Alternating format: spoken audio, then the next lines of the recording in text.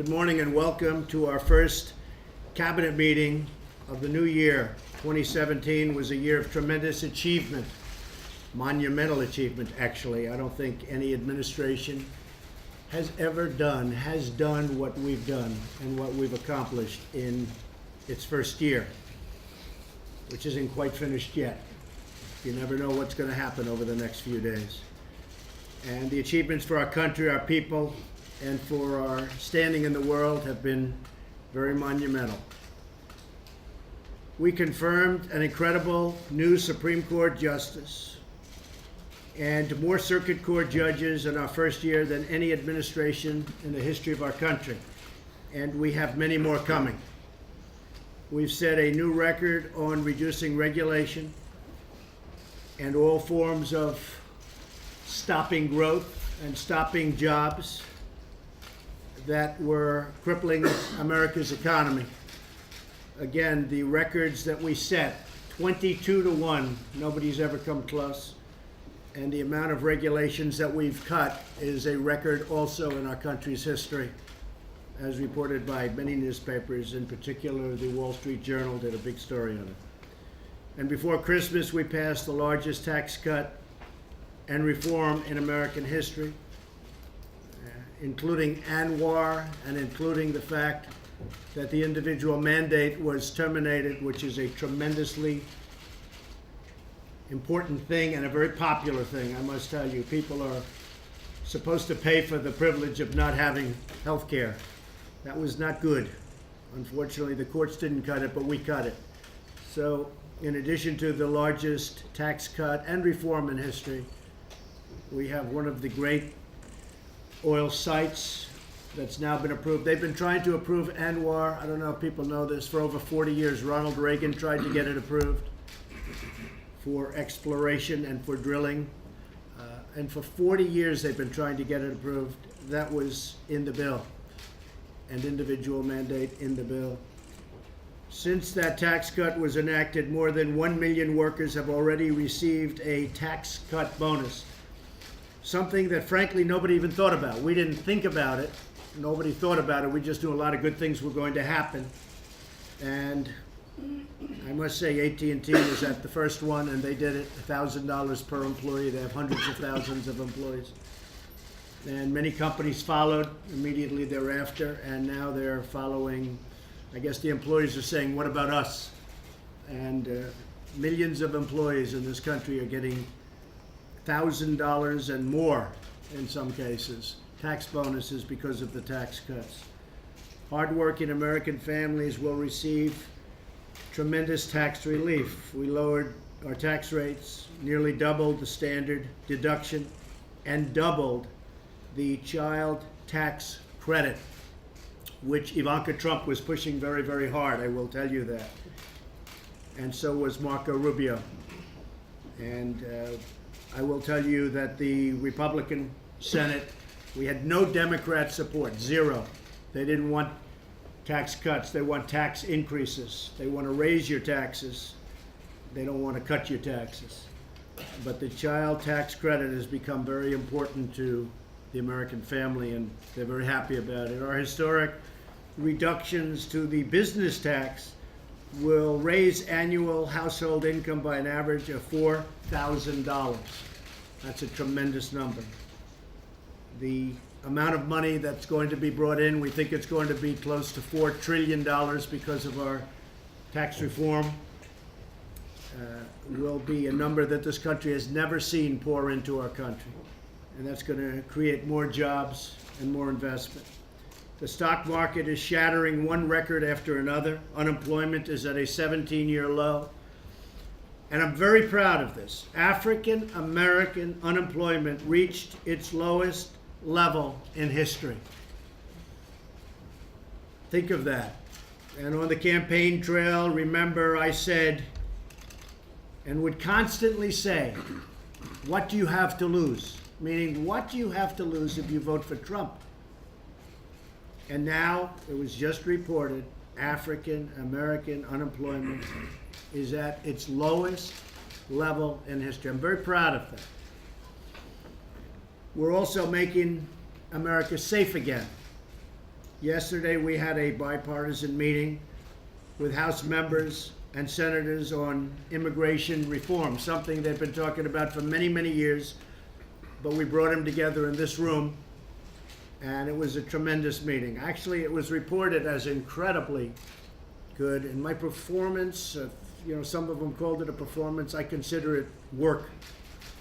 But got great reviews by everybody other than two networks who were phenomenal for about 2 hours. Then after that, they were called by their bosses and say, "Oh, wait a minute." And unfortunately, a lot of those anchors sent us letters saying that was one of the greatest meetings they've ever witnessed. And they were great. For about 2 hours, they were phenomenal. And then they went a little bit south on us, but not that bad. It was fine. They probably wish they didn't send us those letters of congratulations, but it was good. I'm sure their ratings were fantastic. They always are. Which is why I think the media will ultimately support Trump in the end, because they're going to say if Trump doesn't win in 3 years, they're all out of business. You guys will be out of business, but the boom holders are still going to be there, so that's good. Those are the people I like. We agreed to pursue 4 major areas yesterday of reform. Securing our border, including, of course, the wall, which has always been included, never changed. Ending chain migration, canceling the visa lottery, and addressing the status of the DACA population. We want to see something happen with DACA. It's been spoken of for years. And children are now adults in many cases. The numbers are very different, very varying. A lot of people say 800,000. Some people said yesterday, first time I heard 650, I also heard 3 million. The fact is, our country was such a mess, nobody even knows what the numbers are. But we'll know what the numbers are. But above all else, any bill we pass must improve jobs, wages, and security for American citizens. The people who elected us, all of us, the people that elected us, we have to take care of them. We have to have a strong military. We can't play games with our military. Whether we're Democrat or whether we're Republican, we have to have a strong, that's not a point of negotiation. We can't say, oh, we're going to give you money for your military, but you have to give us money for something that frankly is much less important than security. And we have to keep our country strong. And our military was badly depleted over the last long period of time, beyond President Obama, I will say, beyond President Obama. Our military was very, very badly depleted. I just spoke to President Moon. He's very thankful for what we've done. They're having talks with North Korea. We'll see how that happens. He felt that the initial talk was extremely good. Had a lot of good comment. Rex was on the phone. And Nikki's been totally briefed. But we had a very, very good conversation, and we'll see where it goes. He's very thankful for what we've done. It was so reported today that we were the ones without our attitude that would have never happened. Who knows where it leads? Hopefully it'll lead to success for the world, not just for our country, but for the world. And we'll be seeing over the next number of weeks and months what happens. On a separate front, we are going to take a strong look at our country's libel laws so that when somebody says something that is false and defamatory about someone, that person will have meaningful recourse in our courts. If somebody says something that's totally false and knowingly false, that the person that has been abused, defamed, libeled, will have meaningful recourse. Our current libel laws are a sham and a disgrace and do not represent American values or American fairness. So we're going to take a strong look at that. We want fairness. You can't say things that are false, knowingly false, and be able to smile as money pours into your bank account. We're going to take a very, very strong look at that. And I think what the American people want to see is fairness. Finally, as we begin the new year, I want to thank my cabinet for working tirelessly on behalf of our country.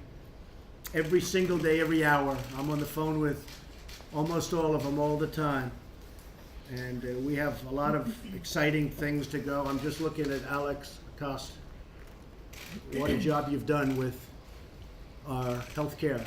Now, he's Secretary of Labor, but he's very much involved in healthcare, and I think those rules and regulations will be out around February 1st, Alex, as I understand it.